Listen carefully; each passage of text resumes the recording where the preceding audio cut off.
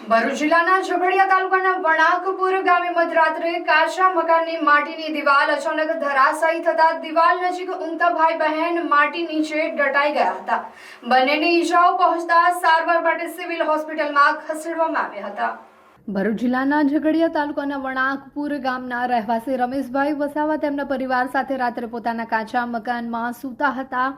દરમિયાન રાત્રે અંદાજે 3 વાગ્યાના અરસામાં મકાનની માટીની દિવાલ અચાનક ધરાશાયી થતા દિવાલ પાસે ઊંઘતા ભાઈ બહેન તેના નીચે દટાઈ ગયા હતા। ઘટનાની જાણ થતાં જ રમેશભાઈ અને તેમની પત્નીએ બૂમાબૂમ કરી હતી।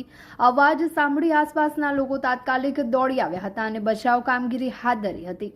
સ્થાનિક લોકોની મદદથી માટી નીચે દટાયેલા નરેશ વસાવા અને સંગીતા વસાવાને બહાર કાઢી તાત્કાલિક સારવાર માટે ભરૂચ સિવિલ હોસ્પિટલમાં ખસેડવામાં આવ્યા હતા। ઘટનામાં નરેશ વસાવાના પગના થાપાના ભાગે ફ્રેક્ચર થયું છે, જ્યારે સંગીતા વસાવાને પણ ઈજાઓ પહોંચી છે।